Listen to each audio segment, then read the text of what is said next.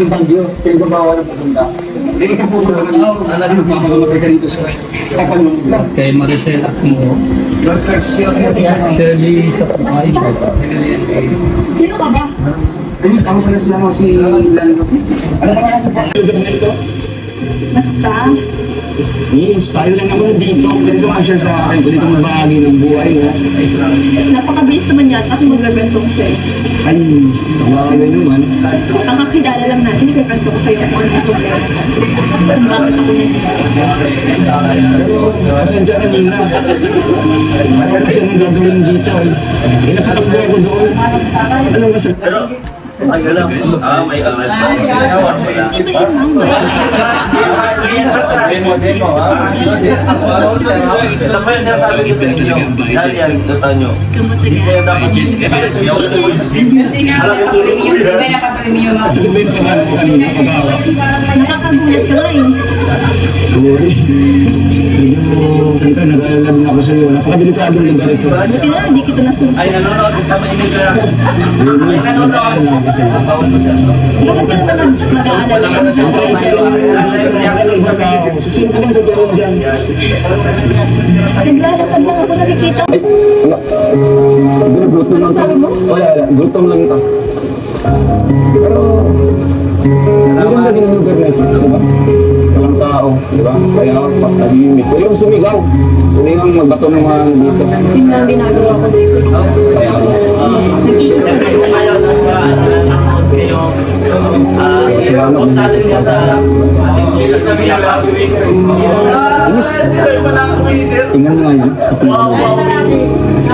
Pero maganda yan, kung kayo pa nanonood sa ngayon,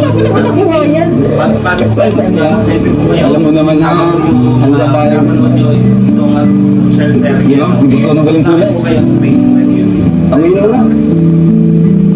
May buhangin. Sorry, ang dugo ng pinulod. Ano ba naman? Pero, ang oras na ba?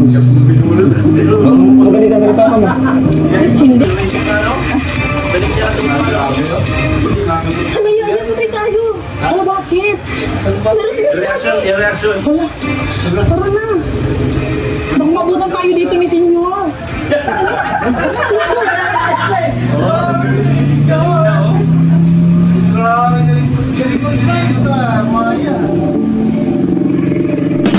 Ang bagyo, pinagbabawa ng papunta.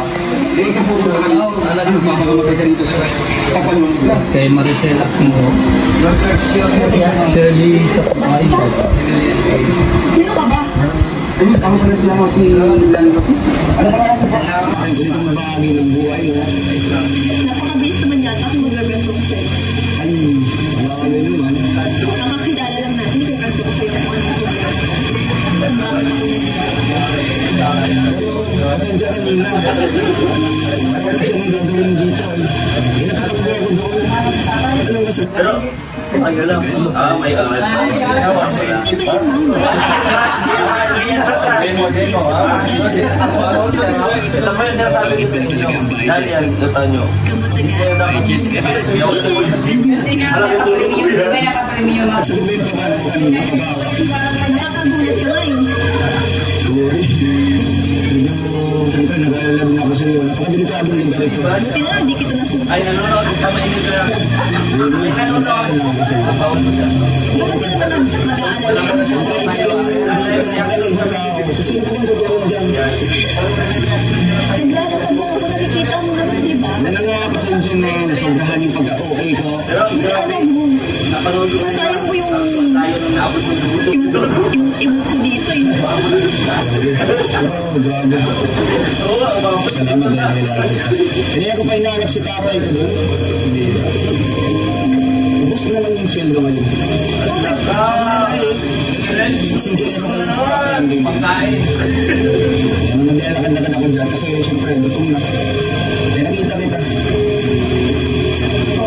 Medyo wala yung gutom ko.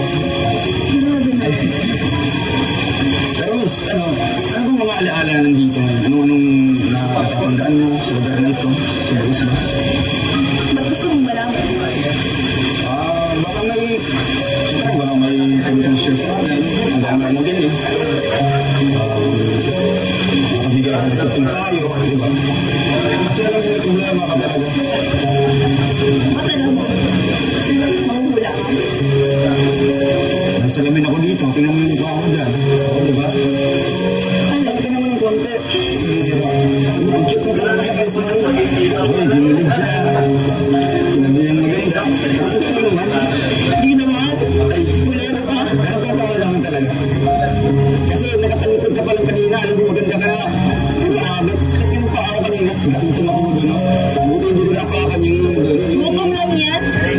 Kaya sa unahan ako, gusto kong kumain sa unahan, wala akong pera. Gutom ka? Ano nga, wala na yung gutom. Nabusog ako, kung kita-kita. Pagawa ka talaga, no? Pero, ano ba talaga yung pakay? Bakit ako ka dito? Sumasama mo. Ito kasi ang paborito kong lugar kapag nalulungkot ako. Hindi ka natakot, ikaw lang mag-isa. Tingnan mo yung affair mo ngayon, no? Tingnan mo yung tsura mo. Bakit? Ang mayaman. Kung mayaman. Oo. Kaya alam ko sa'yo yung naka-park doon na Fortuner. Diba? Paano mo nalaman? Siyempre yayamanin. Maya, diba? Maya, yayamanin. Maganda. Bilis mo naman makabuo ng words. Ay, hindi naman. Siguro sa butong na ito. Pero bakit? Bakit nagiging ano siya? Nagiging Nagiging? marami kang alaala dito sa lugar na ito. Ano bang meron? Nakikita mo ba yan? Ano yan? Ay, yung lumang dahil yun. Yan kasi yung dating bahay namin. Ay, siya. Laki ah. Nung nabubuhay pa si mama, naalala ko yung pagsasama namin Jumilo Daddy. Sobrang saya. Kasi wala na si mama mo. Ay, hindi. Buhay. Ako sabi ko lang, di ba? Hindi. Pero sino kasama mo dito? Nakita ko mga kasama ko. Sino ang kasama mo sa bahay na yan dati? Kami nga, Okay na siya. Taas ang gastusin ay magtatagal para makapag-budget. Para sa akin, araw-araw sa trabaho, di ako nagpapahinti dahil Pero okay mag-alala kasi Wala po ang sariling bahay, hirap naman wala kang titirahan. yung pagkain kasi kailangan mo para mabuhay. Handa kong bitawan yung maintenance. Kung ito yung mawawala, ako lang yung maapektuhan. Kung itong iba, buong pamilya maapektuhan. Itong maintenance, ako lang naman. Mahal kasi ang gamot ngayon eh.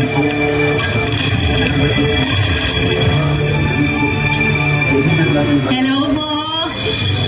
Nakasalalay po ang buhay ninyo sa maintenance. Paano na po ang ibang pangangailangan nyo? Wala na kayo. Ang akin na, pwede naman kayo na kailangan sa kalusugan. Oo, planting Jimmy nung yan.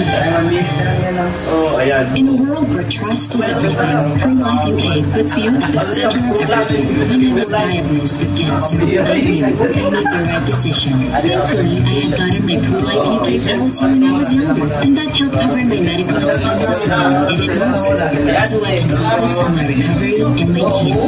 ProLife UK goes beyond financial support. We provide a sense of security and peace of mind. When I met my advisor from ProLife UK, she first helped me understand insurance. I didn't feel pressured to get a policy. I felt genuine concern. She was giving me advice. She helped me choose the right plan for my child, understanding her needs and wants. As an expected mother, I'm reluctantly prepared. Having someone explain my policy thoroughly helped me be better prepared for the future. You're not just a policy holder, you're our inspiration, our motivation, the very heartbeat of our existence.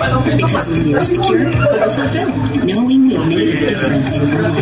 That's why at ProLife UK, our reason is you. 4, 3, 2, 1, action. Adi, ano pa ba? Ulit? Hindi, kasi hindi ako makikita ko ba gaano lang pala ng bahay noon. Kaya siguro malaki yung alaala ng mga bukid doon. Siyempre, Sobra. si mama mo. Siya, bakit nandito ko? Yun na nga, nahanap ko si Tatay Dan doon. kasama si tatay. Dahil din siya, bisyo ni tatay nila. Ating kami na umuwi. Sinasaktan kasi mama. Kaya, mas pinili iwan na lang. Kaya ako, boto naman din ako kay mama. Gusto ko lang, umabol dun sa Maynila. Sa tatay naman, kawawa na, maiiwan dito. Sakit pa naman yung si tatay ang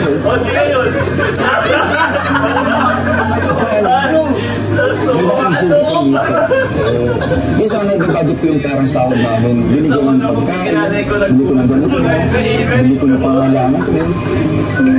Ayun, napunta sa kainuman. Medyo napahaba na yung kwento ng buhay ko. Basta ngayon, hanapin ko kahit abutan ako ng gabi dito sa Bagasbas. Kahit makaabutan ko kahit mga 50 pesos dyan. O ikaw? Ano? Kumusta ngayon yung buhay mo? Okay lang.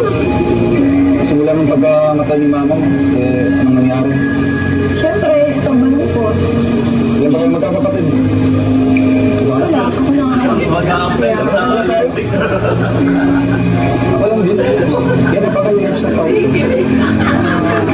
Iwan din si tatay. Siyempre, katuwang din sa trabaho. Pero ikaw, kumusta si papa mo naman? Ayun, busy lagi.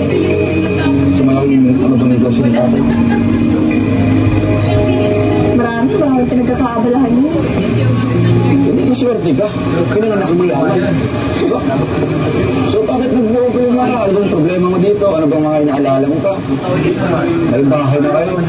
Alam mo yung maswerte. Pero hindi. Pangalan niyo kung kinayaman. Masaya. Kaya ano bang dapat? Kaya diba, pag marami kang pera, masaya ka. Yun ang pagkakaalam ko. Kaya nagtatrabaho ako ngayon. Gusto mo nga mag-aral ng high school ulit? Kasi siyempre, pag nagtatrabaho lang tayo. Ano ba? Ano ba dito sa senior? Spoiler to. Siyempre. Dapat na best na ito. Sige.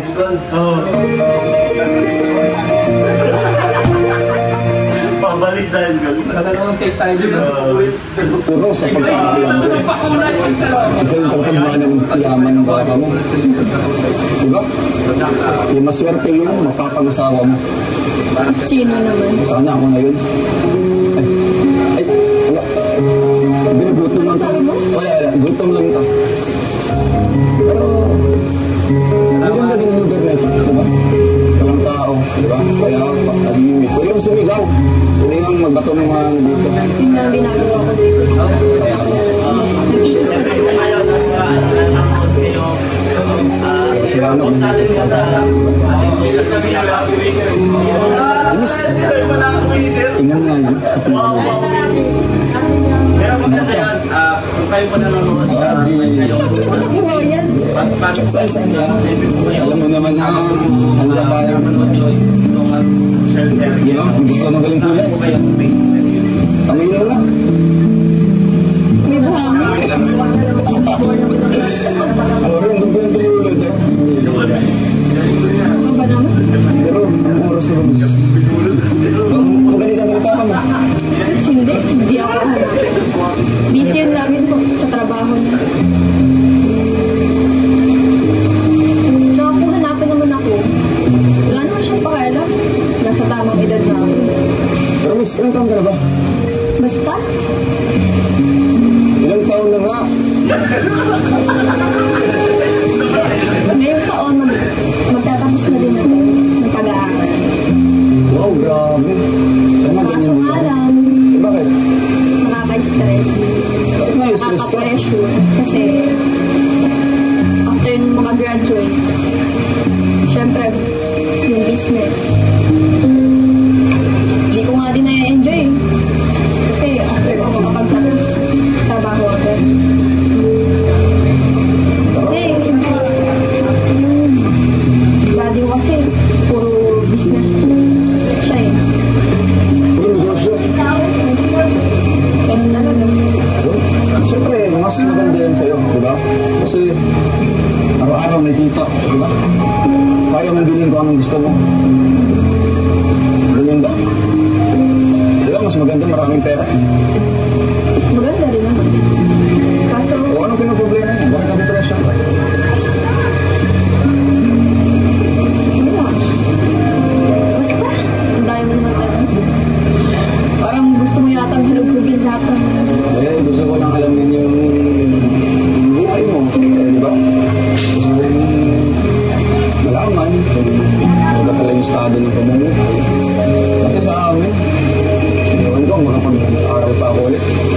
Bakit?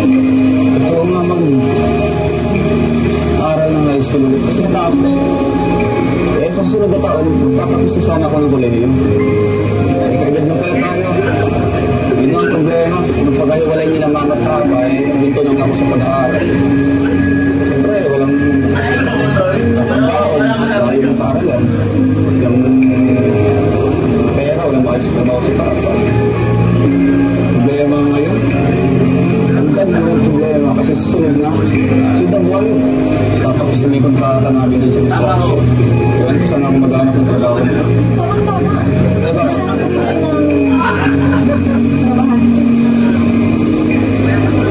Baka gusto mo pumasok sa akin. Ang tanong, kaya mo ba? Ay, kailangan mo ba itanong yan? Kaya yan.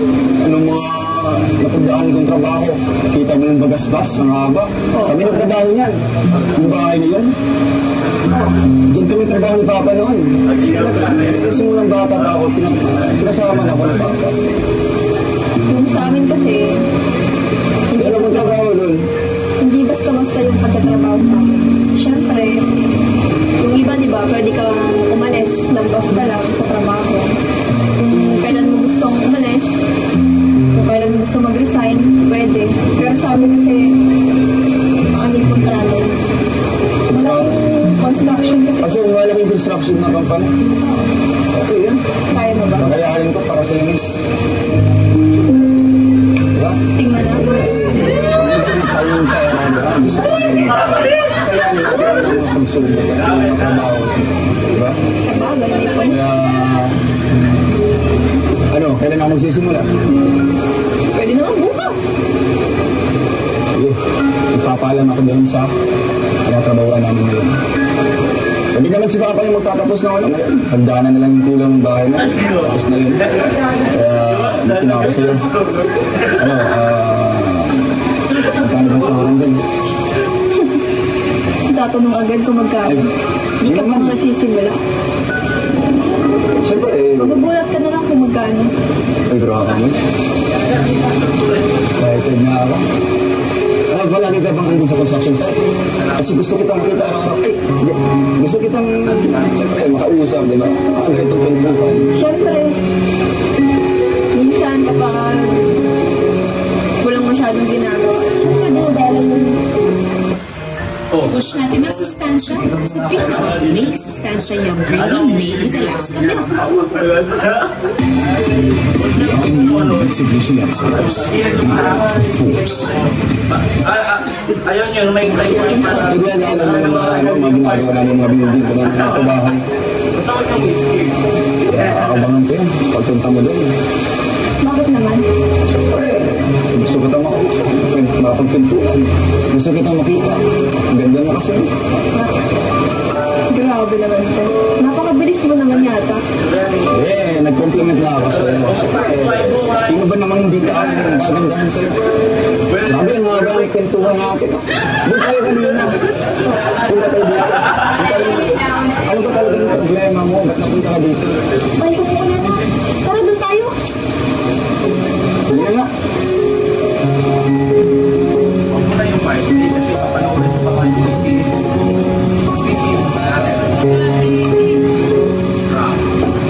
Grabe yung party. Kaya yung mga lakad. Ikaw na muna. Ikaw na. Ikaw na. Sige, gato na lang. Ano, pwede? Sige na nga. Tara na, umuuna na.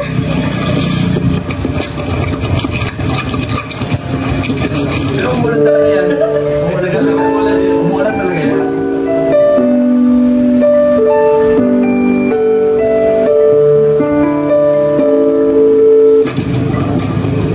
Siya nga pala ito yung dating yung bahay namin. Yung nakunto ko sa'yo dun. Kanina. Ang nakita niyo bahay niyo. Grabe. So ngayon, anong plano dito? Diba? Ayun, wala. Hindi ko alam. Grabe, malapit pala nito. So anong mga dito? Anong mga alaala hindi mo makakalimutan? Meron ko bang... Marami talaga. Siyempre, kasama yung mami ko, nung nabubuhay ko siya. Siya, Tsaka, syempre si Dad. Maraming memories na masaya dito sa bahay na to. Grabe, mayaman niyo pala, madam. Laki yung bahay, ah. Sige, itong kalawang bahay, tatlo lang kayo doon. Hindi. Syempre yung mga kasama kami. Yung mga kasambahay, syempre yung driver na. Ay, sa bagay. Ba ito kalawang bahay? Talagang siguro, kailangan ko ng 10 kasambahay. 10 hardinero doon. Siguro, kasama pa yung lote na yun mo doon, di ba? Sa inyo doon. Grabe, yaman mo pala. Hindi naman. Sakto lang. Yes. Hindi nakakatakot ng bahay mo doon. Ilang taon na ba ito nakabang doon? Tagal-tagal na rin. Simula nung nawala si Mami, bira na lang kami magkita-kita dito. Kaya naging ganito na. Halika, tingnan natin sa taas. Para makita mo. Grabe, laki. Yaman pala naman. Dati na tong bahay. Halika, pasok. Huwag kang mahiya. Tara, Ang dahan-dahan lang.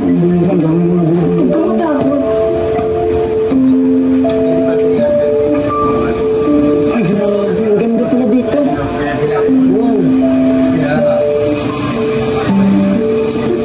Ito ang aking kwarto. Siguro mo lang. Isa ito. Yung kwarto siguro mo yan. Di ba? Ang laki, oh. Grabe. Ang ganda. Ganda talaga. Kita mo yun? Sobrang ganda, di ba? Ang ganda talaga.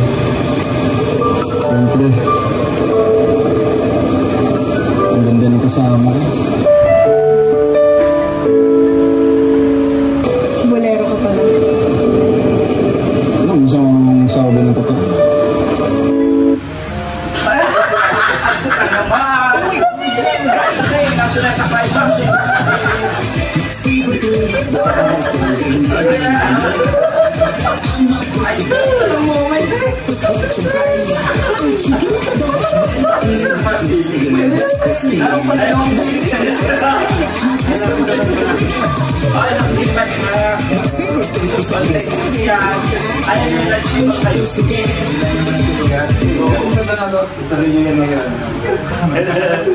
At 50 plus, this is the sa tulong ng Central Silver Advance. Tulong para sa ikaw immunity protection kontra sakit. Mag-Central Silver Advance.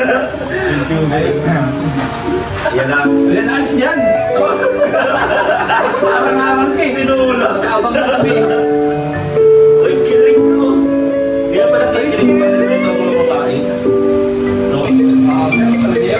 Siguro ang ganda doon. Daddy? Hala, Ano problema? halika na. Iwan ko rin ba? Magandang pagkaya. Sabi mo, ikaw ko lang mga kabayan.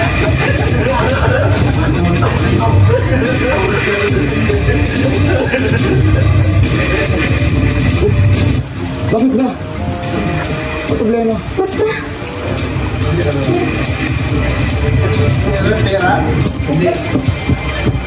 Calling card yun. Hala, yan. Matay tayo. Hala, bakit? Reaction. Hala, tara na. Baka mabutan tayo dito ni Senyor.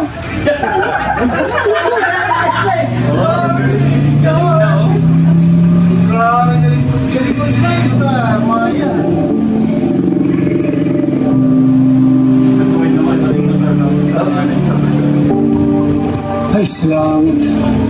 Iniwan mo punta. Ito na. Ay!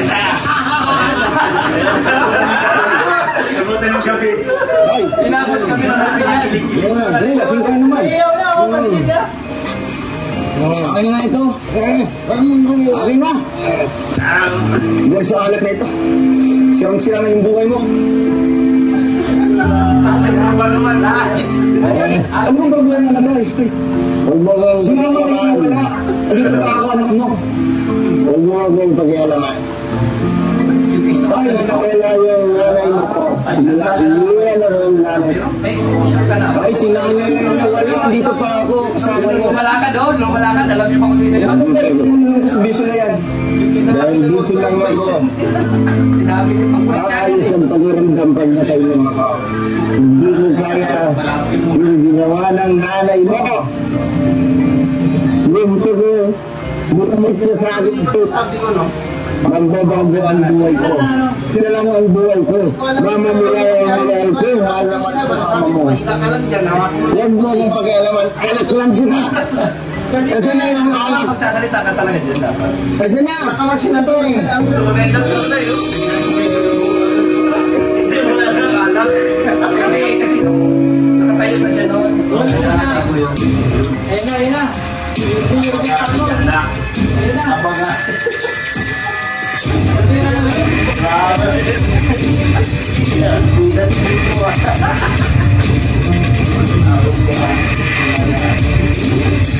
Huli na si Tatay kay Daddy. So ayun po mga kalingap, sana nag-enjoy kayo sa inyong mga panahon dito sa part 2 po sa Lasal Serye. Dito po mga kalingap, napakilala ko ang mga karakter natin. Unang-una, si Ate Glyza Barona, official, as Yaya, Ninong as tatay ni Lando, sorry. At si Justin, cameraman, si Rudy, and syempre, ang prinsesa, si Maya, and si Lando, grabe. And Kuya Regan as Gustavo. And Kuya Mayos Vlog as Yoyo. And Kalingap Victor as Tito Vic. And last but not the least, Kuya Regan. Tapos si Kuya John Rivera. Ulit. And Berto. And last but not the least, Kuya John Rivera official as Berto, the driver na laging late. Maraming salamat po mga kalingap. Sana mag-enjoy kayo. Ayaw pala. Ayaw pala si Paco. Alberto si... Gagabitin nga naman. Bitin din kami. So, hayaan at gagalingan pa namin. Hello mga kalingap, and shout out sa ating lahat and welcome back sa ating munting channel, ang Ruel of Malala. So, sumama po dito mga kalingap.